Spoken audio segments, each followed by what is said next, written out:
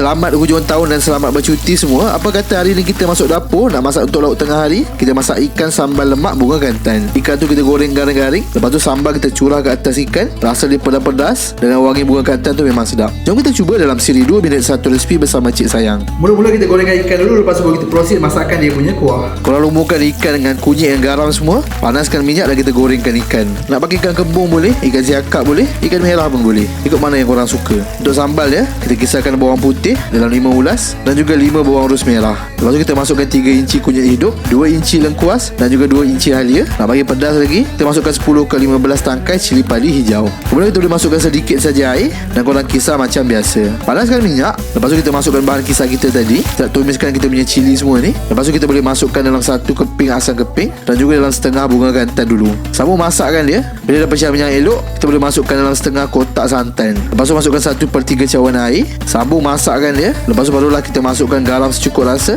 dan juga sedikit serbuk perasa. Last sekali kita masukkan irisan bunga kantan untuk bagi wangi bunga kantan tu lagi best. Dah siap sambal kita, bolehlah curah ke atas ikan. Rasa dia pedas-pedas, lemak sikit daripada santan tadi dan wangi daripada bunga kantan. Selamat mencuba. Jom follow kami untuk lebih banyak resipi menarik.